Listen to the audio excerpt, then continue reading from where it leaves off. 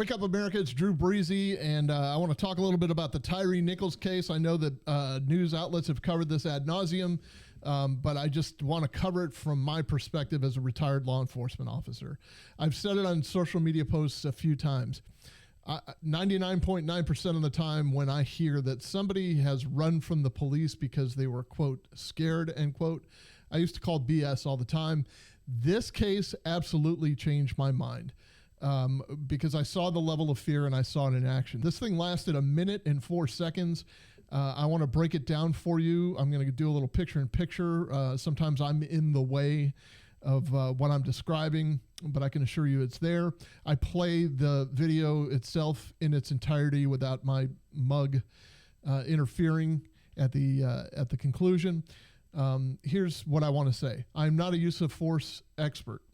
I was a supervisor in my 28-year, almost 29-year career in law enforcement. And so for the latter part of my career, I was responsible for use of force investigations when they occurred with people under my charge. So I would have to go out and do the use of force investigation and make sure and what that normally consisted of is taking pictures, interviewing everybody involved to include the person that the force was used against, all of the officers, all of the witnesses, sometimes knocking on doors, pulling all of the video in the area.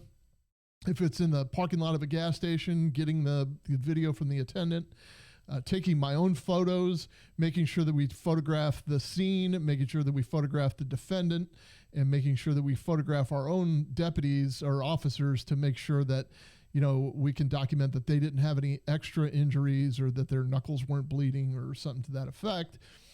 And then I would take their statement from them.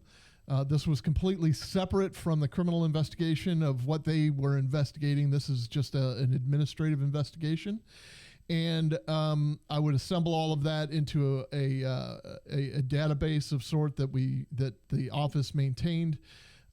There's a specific program, and you enter it in, and if the taser probe hit in the upper right torso, or there was a kick or a punch or a strike, and so then you have to match the level of force that was used and make sure that it fits within the definitions of our use of force standard operating procedure, to make sure that we used only the level of force necessary to gain control, that we didn't go overboard or we didn't do anything untoward. Or sometimes we run into, like funky kind of training issues that we need to probably address in the next in-service or something like that. So that's the point of a supervisory review. And it's to memorialize the interaction of the use of force, because not documenting a use of force is a huge no-no in the law enforcement industry. That'll either get you fired or get you arrested. So the point of me telling you that is I can break down a use of force investigation. I took the video from the initial traffic stop, and I just looked at it with the eye of how would I break this down if my agency asked me to do so. Like if I didn't know any of the officers and I didn't know the defendant and I was completely independent, how would I look at things that I was that were on that video? Though I'm not a use of force expert, I've authored probably about 30 to 40 use of force investigations, and then later in my career, as I progressed, I was responsible for editing and approving use of force investigations for the supervisors that worked on my platoon. So you could probably double, if not triple, the amount of use of force investigations I've reviewed or approved and then sent on for final approval. That's where I'm basing my knowledge from, that in 29 years in law enforcement. And I don't think that Tyre Nichols ever had a chance. I don't think law enforcement officers in particular understand that. I don't think they realize that when multiple people are shouting multiple commands, it's impossible for a suspect to comply. Therefore, it's confusing, and it looks like it's non-compliance. But to each individual officer that's shouting commands, they're not making the connection that just because he's not listening to them doesn't necessarily mean that he's not trying to comply. I think that's a situation of what we had here. I'll go into that in a little bit in the video. let the video speak for itself. Okay, so here we go. As you can see here, there's a warning. It says this video contains graphic images and profanity. I got this from AL.com's YouTube channel, which was a scary experience in and of itself. I was looking for the raw footage to provide this kind of training and commentary, or at least opinion about what I see as in my experience. And I can't find the raw footage anywhere. I looked on the Memphis, Tennessee city website. I looked on the Memphis PD's website. I can't find it. Maybe I'm just not looking in the right places. So when you Google search for this footage, all you see are news outlets. And every single news outlet has their little logo on the footage.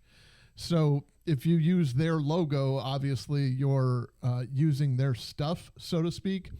So it just kind of all plays in together that we're more worried about advertising dollars and views and clicks and who should be attributed for.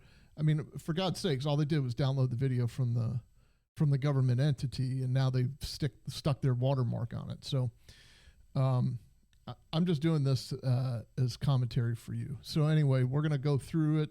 I'm going to start and stop as we go. I have a few notes I've written. But so you'll know, Tyre Nichols was stopped. It was a little after 8 p.m. on that night. Allegedly, he was driving recklessly. He was allegedly at one point over the center line driving into oncoming traffic. The interesting thing, I heard the chief do an interview where she said when she came in that morning, when she was told what happened when they had put him in the hospital, and she came in that morning, she directed all of her executive staff and command staff to get a hold of whatever video existed of this incident.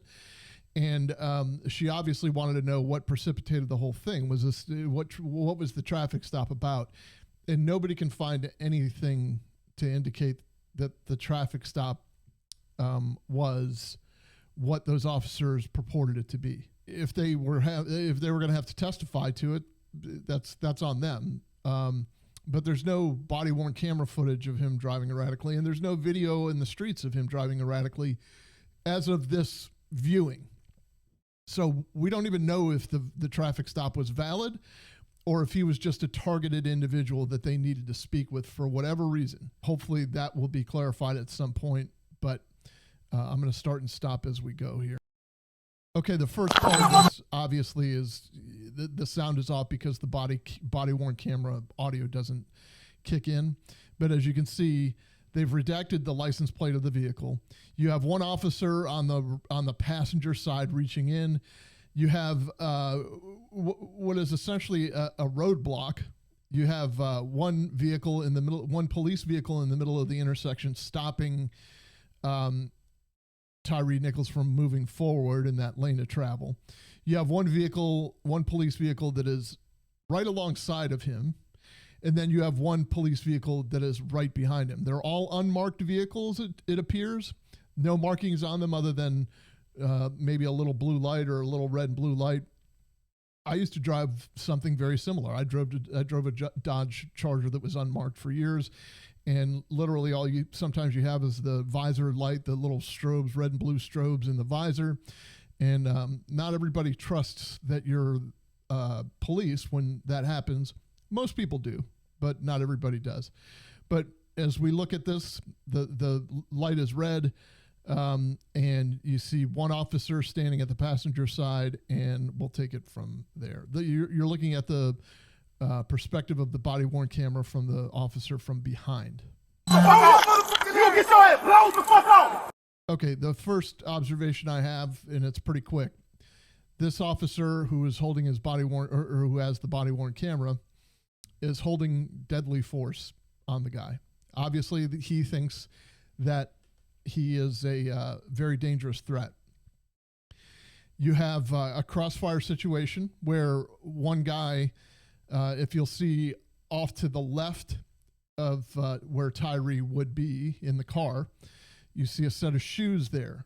So that's an officer, and he's about to walk right in front of the barrel of that gun.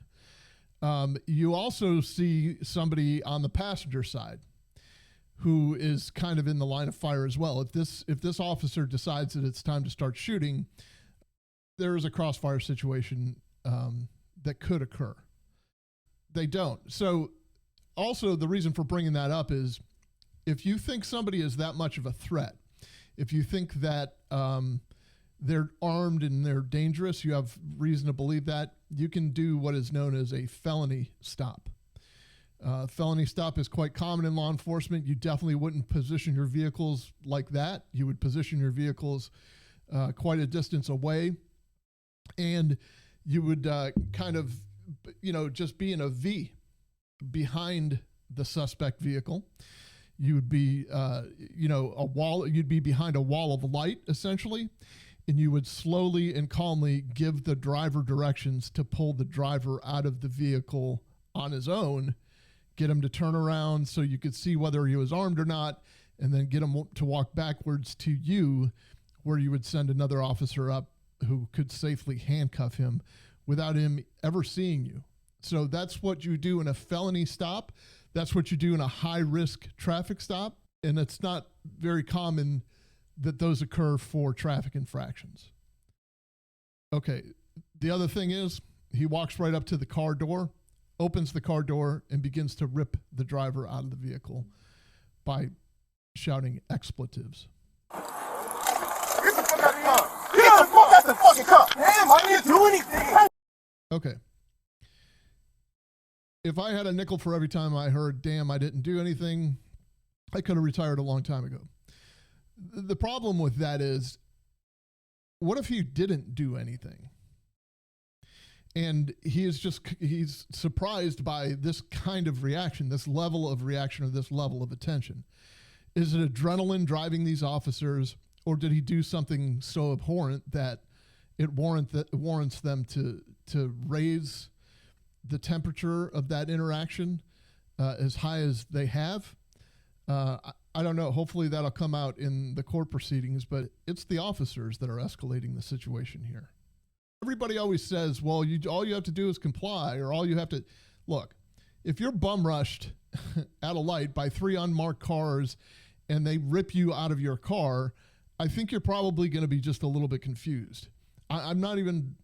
I'm not trying to be arrogant or joke or anything like that. You're going to be confused. Like, what happened? I mean, if you have previously run from the police and then the police stop you, well, maybe that's a different story, but we don't know what happened here. Hey, I didn't turn your ass around. All right. So he tells him, turn your ass around. He's got a hold of him, and he's about to place him against the car. You heard Tyre Nichols say, all right. There should never be an occasion where the person you're trying to arrest is the most calm out of the 3 people that are doing the arresting. That should never happen. All right. So in an effort to gain control, which is the goal of any use of force, the goal of use of force is to gain control, just so that you have control of the subject. You can put handcuffs on him, and you can further your investigation from that point, knowing that you're safe. Sometimes you have to take people to the ground, and you'll tell them, get on the ground, get on the ground. Sometimes you'll tell them, get on the ground, while you're taking them down to the ground. What I'm seeing and hearing here, though, is a lot of different, or if not very excited commands from 3 different people. And I'm not saying Tyre doesn't understand what they're saying, but in the moment, you can't expect an officer who's full of adrenaline to understand everything that's going on around him. So why do we think that an individual citizen who's in the moment as well is going to be able to decipher what all 3 people are saying at once? This is the exact reason for doing a felony stop, because there's one voice giving all commands. And everybody else in officers that are involved in it, they all know what the defendant should be expected to do. You're going to see why that's important in a second here. All right. You don't do that, okay? Get on the fucking ground! Okay, They never gave him a chance to get out of the car, in my opinion. They ripped him out. He said, damn, I didn't do anything. There are two officers at least yelling commands. One saying, get the fuck out of the car. One yelling, turn your ass around. Tyre is saying, all right, all right. He's complying at that point. So I think we rely too heavily on non-compliance or resistance to arrest. And I do believe that they're two different things. Not complying is just you can tense or brace or stiffen. But resisting arrest is an active move where you're trying to either get away or you're actively fighting with the intent to hurt somebody like one of the officers or at least check them off of you to get away. I don't see that that's what's happening here. They had him pinned against the car initially, then they brought him to the ground. Get on the ground! Hey, your ass! He was pushed from one officer to the other in the process. And then one officer is pulling him to the ground saying, on the ground. And the other officers are heard yelling unintelligible commands. Someone is heard asking, you don't do that, okay? Meanwhile, there's more screaming. Get on the fucking ground as they pull him to the ground. While the screaming of get on the ground is going on, there's an officer heard saying, I'm fixing to tase your ass. Someone else, one of the other officers, yells, tase him, tase him. Okay. When you're involved in a resist and you have lost control, perhaps that's the time to bring out the taser. Perhaps that might be the time to escalate into those kind of like intermediate weapons, an asp, a taser, or something like that. We're going to see here that I don't think that they've lost control at this point. I don't know why they feel the need to tase this guy. We're only a couple seconds into the interaction, mind you. It's just that I'm starting and stopping this a lot. All right, I'm on the ground. Hurry! Tyre says, all right, I'm on the ground. You can see that there are two officers. He's sitting on the ground, by the way. And you can see that there are two officers grasping him, at least two officers. One yelling, lay down, lay down, lay down, then says something like transfer or back up. And it's possibly the guy with the taser. That's all. Please stay on the ground. Okay, take a look at the hands here. One officer has his neck. One has his hood, and a third has his left wrist. I know it's kind of hard to see because it's fuzzy. I don't know if I can rewind it. No, you don't do that, okay? Get on the fucking ground! Get on the ground! Hey, your ass! All right, I'm on the ground. Hurry! That's all. Please stay on the ground! I think I tase you! Okay, so if you'll look at the, just like right above where my head is here, you'll see a hand. That's a hand, very clearly somebody's right hand on his on Tyre's left shoulder. You'll see another hand up over here at the end of the appendage of Tyre. You'll see another hand. He's got his left wrist. Okay, so you have one hand on his shoulder, one hand on his left wrist. His legs are still free. However, if you look at the bottom of the screen, you can see another human hand that's touching Tyre's left leg. And when we press play here in a second, you'll see that he's got his taser pressed up against Tyre's leg. Get on the ground! One! All right, I found this interesting. Tyre is looking up at the officer that's screaming the most, and he's trying to make eye contact with him, and he's asking him, stop, stop. He's sitting on his butt. He's on the ground. He's making eye contact, and he's trying to connect with one of the officers that's pushing him down. All right, okay. All right. Break your shit. Okay.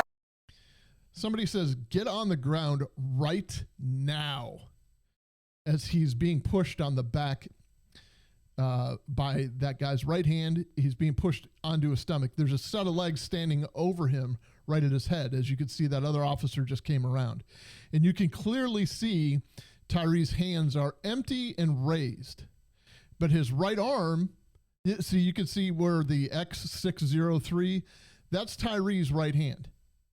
That may actually be his left hand here, but we'll see his right hand in a second. So you can see that his hands are raised. In other words, he's not a threat as in he has weapons. That's definitely his left hand. I can see his thumb. He doesn't, if he has a weapon, he's showing you that he's not going for it at this point. Doesn't mean that he won't if he has one, but let's press play here. Hey, dude, damn! Okay, correction. At that X60399, that is definitely Tyre's right hand. You can see his right hand is empty. It's because his elbow is on the ground and he is pinned, his arm is pinned to the ground by virtue of that guy's, the guy with the body cams, hand on his back. As you can see, he's pushing down on his like left side, his rib cage kind of. And then he's got, and I don't know the amount of force, but it's obviously enough to keep him on the ground. And the same guy has his taser out. Looks like an X26 or the newer model, the yellow one. And he's got the taser pressed against Tyre's leg. And then you can see Tyre's left arm is off the camera. We'll see in a second where it goes, and we'll see what's attached to that. Okay. You see Tyre's his torso is being jerked around. That's because the set of legs just beyond the taser is jostling him around, meaning he has a hold of Tyre's left wrist. So you can see Tyre's right hand is empty. It's up by the X60399 on the axon writing up in the upper right corner. We know now his left hand is occupied because the officer is jostling around by using his left hand. And one officer has him pinned to the ground via the back, and he has his other hand on his taser, which is pressed against Tyre Nichols' leg. Put your hands behind your back, quick. Okay, stop. Knock your ass the fuck. Okay. He says, bitch, put your hands behind your back before I break. And he, I think, catches himself. So they bring his hand around his back. They have to carefully maneuver around the taser that's pressed against his leg. So now one hand, as you can see, that X60 in the right hand corner, X603, that's another officer. He is clearly got a hold of Tyre's right hand. He's clearly holding him by the wrist. The other officer just yanked his left arm around his back. So this is an opportunity to put handcuffs on him and de-escalate the situation. The fact that the subject is not following every command to a T, like this is a high-stakes game, as Simon says, is irrelevant. I understand in a perfect world, the cops want the suspect and the defendant to do exactly as they say 100% of the time. But when there are three people barking commands, one person's got a taser pressed against your leg and the other's threatening to break your arm, you probably aren't thinking as clearly, especially if you're looking up at them trying to reason with them. Okay, you guys are really doing a lot right now. Bro, lay down. That's a very telling statement to me. Tyre Nichols, again, the most calm out of all three of them. There are four people involved here that I can see, Tyre and three police officers. The most calm voice is Tyre's. And he said, okay, he says, you guys are doing a lot right now. And that's what's on his mind. That's what's coming out of his brain. So the officers are amped up. They think that they're giving very clear and decisive and perfect commands, I'm sure. The problem is all three of them are talking at once. I'm just trying to go home. Man, if you don't lay down, I am on the ground. The officer says, man, if you don't lay down, and Tyre now loses his temper and raises his voice and says, I am on the ground. It's what I've been saying since minute one. You can't get on the ground if you're already on the ground. So I think what they're trying to tell him is roll over on your stomach. The problem is they're not saying roll over on your stomach. And if you're a law enforcement officer and you've trained in defensive tactics, you know what that means. You know, get on the ground or roll over or whatever. You know exactly where to go. But the average citizen has never trained in this stuff. They don't know that. So you have to be very specific and clear, and probably just one of you holding some type of weapon on them while one is giving commands. You've got enough there for safety. Everybody's got a hold of a hand. So he can't reach for anything. This is the perfect opportunity to get into a 3-point cuffing stance of some sort. Get your knee in his back even and get him pinned to the ground. You already have his right arm pinned to the ground. So that's the only thing missing for handcuffing, the other hand. But that's being held by a police officer. So here we go. On your stomach! I think the light bulb finally went off on one of the officers, and he screamed, "Get on your stomach." And Tyre's reaction is, oh. He doesn't say, oh. But you can see he starts moving that way. The other officer is still holding his arm at this point. I mean, and we're talking milliseconds. We're at 20, 25, 46. We're talking milliseconds here. They still had him under control. Everything was good. But for some reason, after they yelled, "Get on your stomach," this happens. Get the fuck back up! Somebody yelled, "Get the fuck back." I'm not doing it. You can see the lights from the taser. You'll be able to see you see the glow of the guy's badge there on his right leg, probably. But you'll also see two little dots. If you look at the taser, you can see the light of the taser, which is like a white LED light that's just in the left, probably left lower corner of your screen. You see that light at the bottom of the taser. As he raises it up, you will see the two laser dots, the two red laser dots, which are aiming points for the probes. So he'll lift the taser. You could see those dots going everywhere. He still has a good hold of him. The other officer let go for whatever reason, and this officer who's in the front, he's about to let go, or if he hasn't already. So he let go, and they backed way off. And so now the only one left holding him is the one officer who has a taser and has a hold of him by his loose hoodie.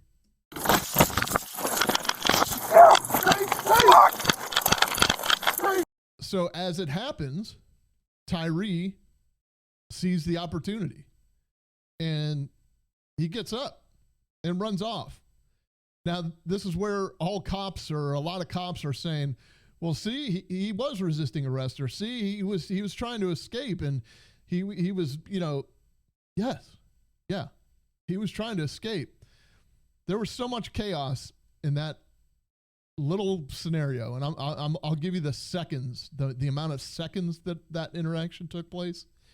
There was so much chaos, yelling, screaming, threatening to tase, threatening to break appendages, and he's rational. He still, at this point, doesn't know what he has done. Nobody's told him what he's done.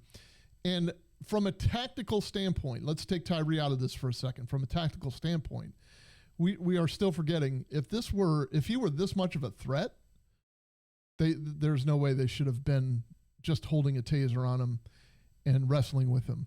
And by the way, I believe his height and weight, 6'2", 145, something close to that, Tyre Nichols. And those three guys are definitely more than 6'2", 145. I've been in fights as a law enforcement officer. I've been in fights with multiple law enforcement officers trying to pin somebody down who is full of adrenaline, or full of drugs or full of whatever. And it's not easy. It's not as easy as it looks. It's not as easy as everybody thinks. But this is going to sound completely contradictory, and in a sense it is. It's not that hard either.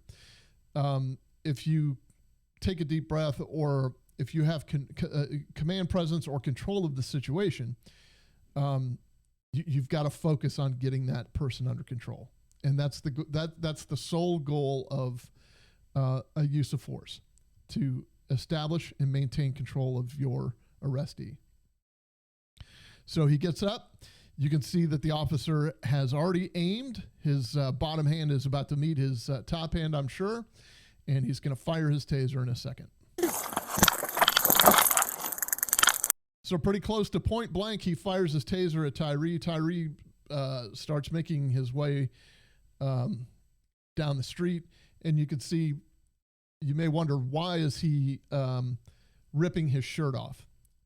He's probably taking his shirt off because in order for a taser to be effective, both probes have to come out of the taser and penetrate the body in two different areas, and that completes the circuit. So that muscle group, whatever muscle groups are in between those two probes, are what gets kind of energized, and that's what causes the compliance. That's what causes the discomfort.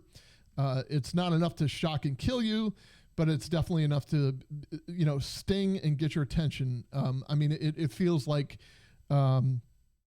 somebody's taking some knitting needles with a ball peen hammer and just driving them into your skin, because of the kind of the electric current that's traveling back and forth in your body. We're specifically taught in taser training, if you have somebody with loose clothing, there's a good chance that one of the probes is going to hit into the loose clothing, and it's not going to be effective. It's not going to make the circuit. So all that person has to do is rip the clothes off, and they're no longer tied to the probes. They're going to be able to get away, or they're going to continue to fight with you, more importantly. And so this is a resist, I guess, by definition.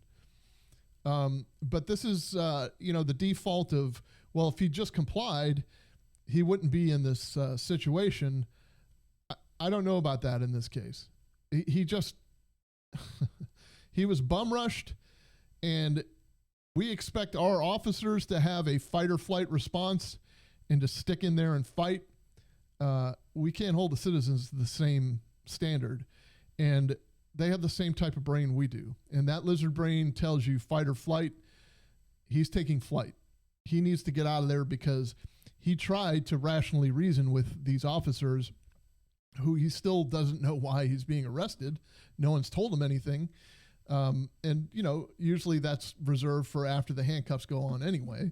But he's trying to get out of there. He even said, I'm just trying to go home. And he's scared to death.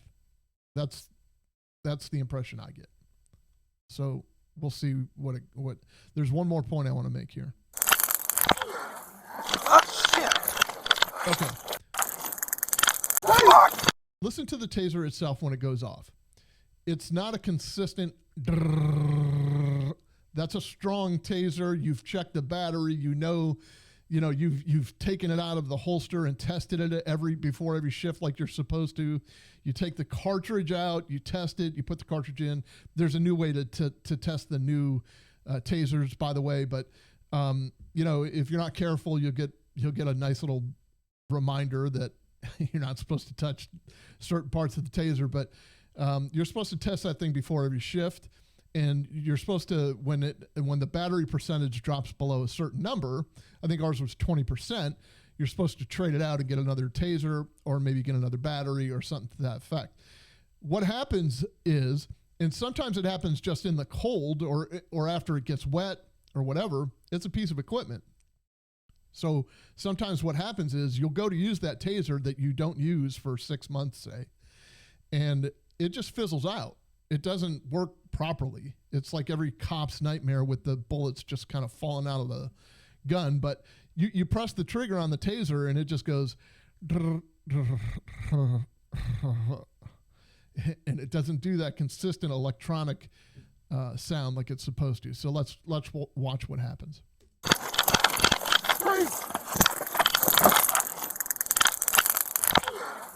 Oh, shit. So he realizes what's happening. He's not looking at the defendant or the suspect at this point.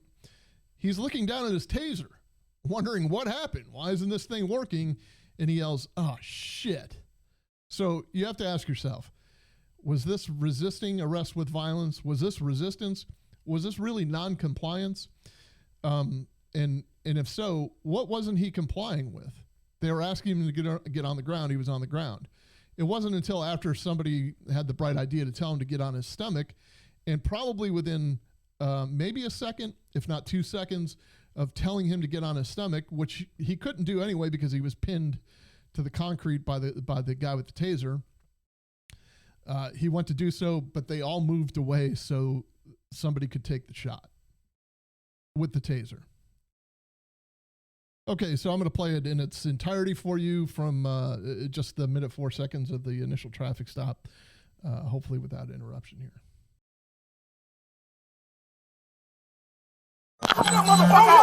You get your head blown the fuck out! Get the fuck out of here! Get the fuck out the fucking car! Damn, I didn't do anything! Hey, I didn't turn your ass around! Alright. On the ground. Alright. You don't do that, okay? Get on the fucking ground! Get on the ground! I'm gonna change your ass! Alright, I'm on the ground. Lay down! That's all. Please get on the ground! I'm fixing to tase you! Get on the ground! Lay down! One! Now! Alright, okay. Break your shit. Okay, dude, damn! Turn the fuck around. Put your fucking hands on your back!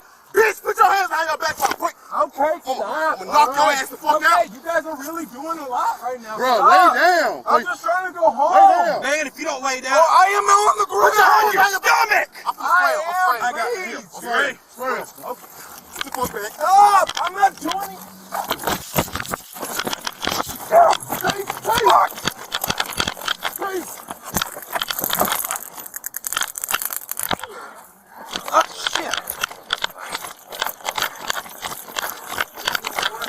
Okay, so apparently what I missed is when they were all kind of separating, somebody either said spray him or I sprayed him or spray, which would indicate they use oleoresin capsicum or OC spray, which is very potent stuff that gets in your eyes. Maybe spray or foam, but it gets in your eyes and it's an irritant. It's another intermediate weapon that's carried on your duty belt. So this isn't meant to be a holier than thou rant. I was always the first one to say, look, let's wait for all of the details to come out, first of all, and second of all, let's not Monday morning quarterback the officers. We weren't there, and this is the same holds true in this case. I wasn't there. I can tell you this though: if I were commissioned by my agency as an administrator, as a lieutenant or whatever, to take a look at this body-worn camera and determine what happened in this use of force, I would use the exact same scrutiny. I would be saying the same things. There are too many people giving too many commands, and I would have to rely on their interviews to tell me what exactly were you trying to accomplish? What did you know at the time? Like, did you know that you were dealing with a felon? Did you know that, or did you think that you were dealing with somebody that was armed?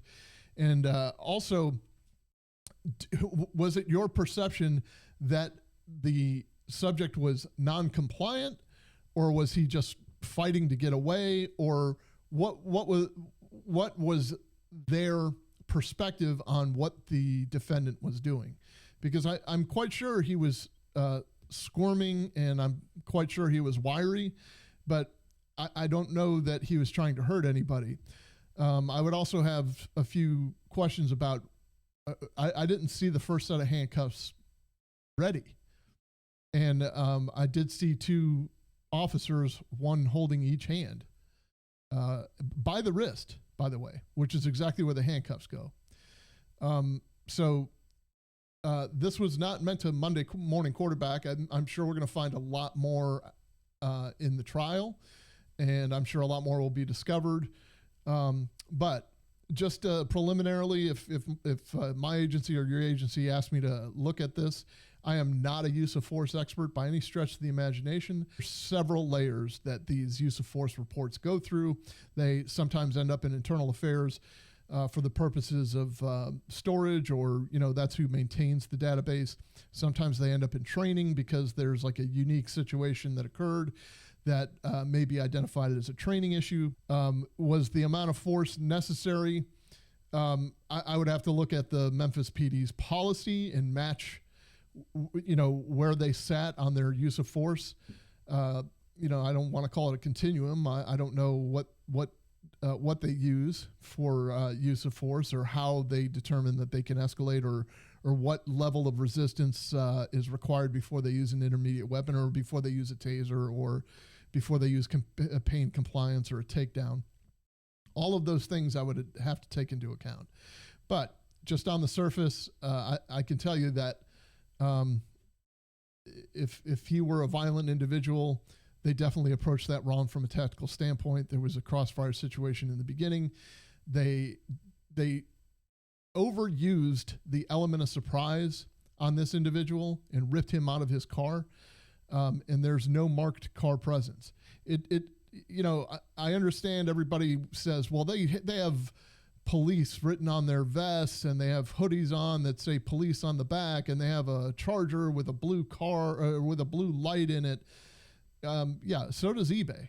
And not everybody believes that that's who you are. And that's just the reality of life. And then the other thing that I would always caution these officers about is that you know exactly what you're looking for, and you know exactly what these three officers are looking for. You're looking for them to get on the ground. You're looking for him to be compliant, just lay limp, just go to your stomach and put your hands behind your back, because that's what we teach in the mat rooms of America. But citizens don't know that. The citizens are listening to you screaming commands like get on the ground, and it confuses them to the point where they look up at you and they say, I'm on the ground. Like, what else do you want me to do? And then that light bulb went off in that one guy, and he said, oh, get on your stomach. So think about that. And in my opinion, I just don't think he understood fully, number one, what was going on, and number two, what they were looking for him to comply. He was on the ground. They had both of his hands under control. He's still trying to figure out what he did wrong. That's all I got. If you like this video, hit the like button, share it. If you have comments, I'm sure you do. If you disagree, if you agree, it's no hard feelings. I just happen to think that it's too easy to say, well, if he had just complied, he wouldn't be in this position. Not on this one. No way. I think it was just pure chaos. And that did not earn him what he got ultimately, obviously. But you see what happened at the other incident scene with the Sky Cop camera and the kicks to the head, and the other officers, one holding each arm as the other one is throwing haymakers. It's disgusting to see. And it's not representative of how law enforcement officers are trained. And that cluster right there, that initial traffic stop, that's not how law enforcement officers are trained either. So any law enforcement officer that's going to defend that, I kind of have questions about. It's just my opinion. I'm not higher or mightier than anybody else, but I definitely see things a little bit more objectively, especially now. And that kid did not deserve to die. I'm Drew Breasy, and I'm entitled to my opinion.